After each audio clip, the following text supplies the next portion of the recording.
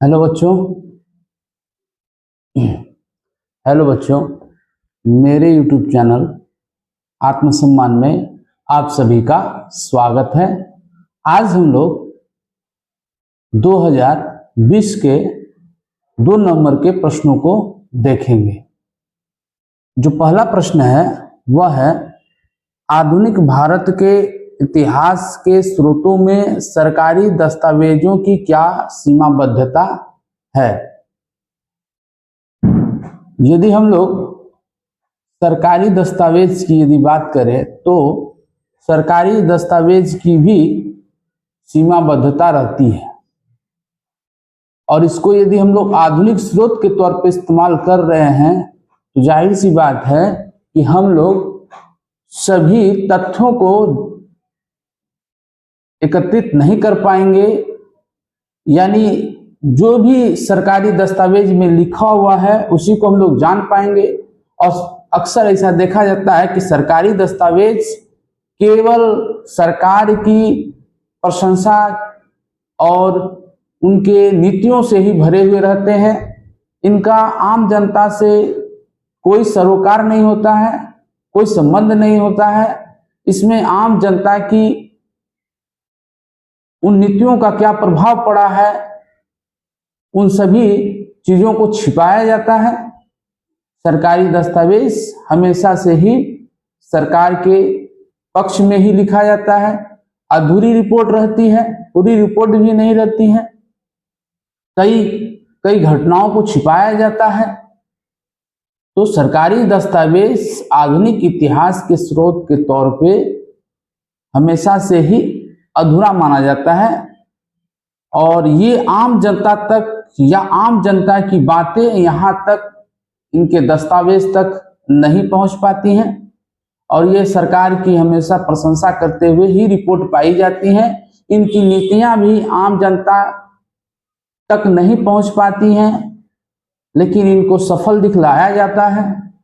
तो सरकारी दस्तावेज आधुनिक स्रोत के तौर पे यदि देखें तो यह संपूर्ण नहीं है, पूर्ण नहीं है। कई बार सरकारी दस्तावेज गायब होने की घटना आती है, कई बार इसकी लूट होने की घटना आती है। तो इस वजह से इसको हम लोग आधुनिक इतिहास के स्रोत के तौर पे बहुत ज्यादा कलेक्टिवली इसको हम लोग नहीं मान सकते हैं कि इसमें सारे सार या सारे तथ्य होते ही हैं। और यदि मिल भी जाए तो वो सारे तथ्य एक पक्ष का होता है, सरकार पक्ष का होता है, दूसरे तरफ समाज का, किसान का, मजदूर का या अन्य वर्गों का, उसमें उसके अधिकारों का, उनके शोषण का कहीं भी जिक्र नहीं होता है। तो इस प्रकार से हम लोग देखेंगे कि सरकारी दस्तावेज की कुछ सीमाबद्धताएं रहती हैं। अगला जो प्रश्न है वह है, आत्मकथा एवं स्मृति कथा का क्या तात्पर्य है। आत्मकथा एवं स्मृति कथा दोनों ही अपने आप में अलग है, और अलग इसलिए है क्योंकि आत्मकथा की यदि हम लोग बात करते हैं तो आत्मकथा को भी याद करके ही लिखा जाता है। यानी कोई व्यक्ति विशेष अपने जीवन की घटनाओं को अपने कलमों से, अपने स्वयं से लिख रहे होते हैं, तो इसको हम लोग आत्मकथा कहते हैं। जब व्यक्ति स्वयं की घटनाओं को याद करके, उसको स्मरण करके जब वो स्वयं लिखते हैं तो उसे आत्मकथा कहते हैं। लेकिन संस्मरण का अर्थ यही है कि कोई व्यक्ति याद किया है उन घटनाओं को, लेकिन वह स्वयं लिखा है कि नहीं लिखा है यह कहना मुश्किल है। तो याद करने को और याद करके यदि वो कोई दूसरा लिख रहा है उनकी बातों को, उनकी घटनाओं को, तो वह आत्मकथा में नहीं आएगा। यह भी कह सकते हैं कि सारी आत्मकथाएं संस्मरण हो सकती हैं, लेकिन सारी संस्मरण आत्मकथाएं नहीं होती हैं, क्योंकि हो सकता है कि कोई व्यक्ति विशेष उन घटनाओं को याद किया हो और कोई अन्य व्यक्ति विशेष उन घटनाओं को लिखा हो। तो इस प्रकार आत्मकथा और संस्मरण में अंतर है और एक दूसरे से कहीं ना कहीं जुड़े हुए भी हैं। अगला प्रश्न है, भारत में पाश्चात्य शिक्षा के विस्तार में ईसाई मिशनरियों का मुख्य उद्देश्य क्या था? ईसाई मिशनरी यहाँ पर भारतीय शिक्षा के लिए ब्रिटिश से भारतीयों के शिक्षा के लिए बराबर प्रयास किए, क्योंकि ब्रिटिश की सरकार थी और ईसाई मिशनरी यहाँ पर अपने धर्म के प्रचार के लिए आए हुए थे। लेकिन मुश्किल यह थी कि यहाँ के लोग, भारत के लोग अंग्रेजी नहीं जानते थे। इस वजह से उनके धर्म के प्रचार में यह एक भाषा बहुत बड़ा कारक बन रहा था, जिनके वजह से वे अपने धर्म का प्रचार नहीं कर पा रहे थे। तो उन्होंने कई जगहों पर कॉलेज स्कूल खोलने का प्रयास किए ताकि भारतीयों को अंग्रेजी सिखाकर उनको धर्मांतरण किया जा सके। लेकिन कितने हद तक वो कर पाते हैं, इसलिए उन्होंने ब्रिटिश को ये बोला गया कि आप जो है भारतीयों के साथ उपेक्षा कर रहे हैं, उनकी शिक्षा नीति को, उनके पढ़ने के ढंग को आप लोग आधुनिक नहीं कर रहे हैं, पाश्चात्य ढंग की पढ़ाई नहीं दे रहे हैं। यह बाध्यता करके उन्होंने अपने शिक्षा को ध्यान में रखते हुए कि शिक्षा भी प्राप्त हो जाए और साथ ही साथ हमारे धर्म का प्रचार भी हो जाए, कई लोग जो है ईसाई धर्म को अपना ले। इस वजह से जो है उन्होंने शिक्षा, अंग्रेजी ढंग की शिक्षा या पाश्चात्य ढंग की शिक्षा के लिए ब्रिटिश सरकार से उन्होंने अपनी बातें रखी और भारतीयों को भी इनसे जोड़ने का प्रयास किए। तो ईसाई मिशनरियों का यही योगदान है कि उन्होंने अपनी स्वार्थ के लिए कई जगहों पर जो है अंग्रेजी ढंग की शिक्षा को बढ़ावा दिया और कॉलेज स्कूल खोले। साथ ही अंग्रेजों को भी बाध्य किए कि वे भी भारतीयों के लिए पाश्चात्य ढंग की शिक्षा की व्यवस्था करें, ताकि एक तो पाश्चात्य ढंग की शिक्षा प्राप्त करेंगे, दूसरी बात है कि हमारे धर्म को भी स्वीकार करेंगे। नव विधान का क्या अर्थ है? नव विधान का अर्थ ही होता है नवीन कानून, नए कानून। केशव चंद्र सेन ब्रह्म समाज से जुड़े हुए थे।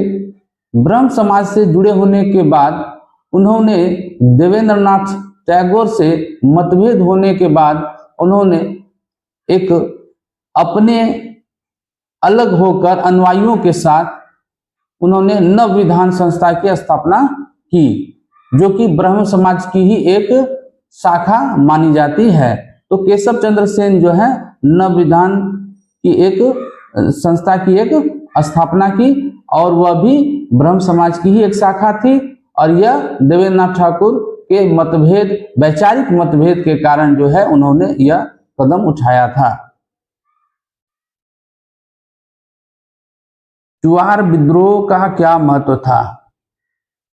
चुआर विद्रोह होने से ब्रिटिशों को इनसे काफी डर हुआ था, क्योंकि ये जनजाति अपने हक के लिए, अपने अधिकार के लिए अंग्रेजों से लड़ रहे थे, उनका विरोध कर रहे थे, उनका विद्रोह कर रहे थे, कई कोठियों पे हमला कर रहे थे।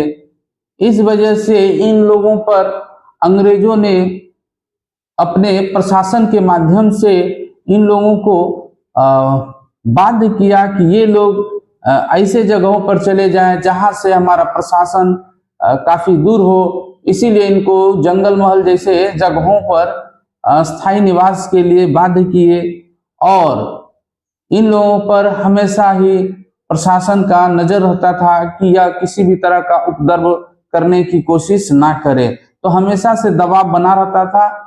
लेकिन इसका महत्व यही हुआ आगे चलकर कि लोग जो है चुआर विद्रोह से सीख लिए कि कैसे ब्रिटिश के खिलाफ लड़ा जाता है, ब्रिटिश के खिलाफ हुंकार भरा जाता है। तो चुआर विद्रोह का इतिहास में, भारत इतिहास में बहुत ही अधिक महत्व है, क्योंकि इन इन कह सकते हैं आंदोलन से, छोटे विद्रोह से ही एक बड़ा विद्रोह, एक बड़ा स्वरूप ब्रिटिश के खिलाफ देखने को मिला। तो यह एक आधार के तौर पे हम लोग देख सकते हैं कि ऐसे विद्रोह हमारे लिए, हमारे भारतीय स्वतंत्रता संग्राम के लिए आधार का कार्य किया था। फराजी आंदोलन क्या केवल एक धार्मिक आंदोलन था? अगला जो प्रश्न है वह यह है कि फराजी आंदोलन क्या एक धार्मिक आंदोलन था?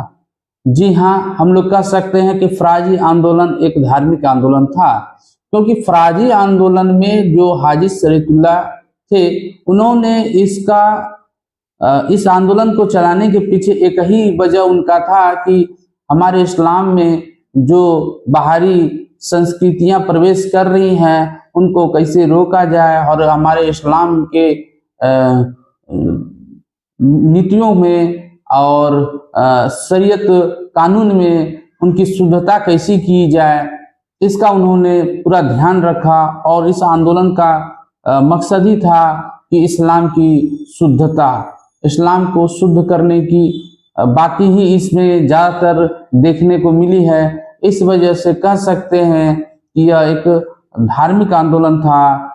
और इसको कई लोग किसान आंदोलन से भी जोड़ते हैं, क्योंकि बाद में जाकर कुछ किसान लोग भी इसमें सम्मिलित हुए थे, तो इसको कुछ लोग किसान आंदोलन कहते हैं, लेकिन यह धार्मिक आंदोलन ज़्यादातर इनको जो है हम लोग कह सकते हैं कि यह धार्मिक आंदोलन ही था, क्योंकि इसमें हाजी शरीयतुल्लाह इनकी स्थापना के पीछे जो वजह रखे थे वह था इस्लाम में शुद्धता लाना।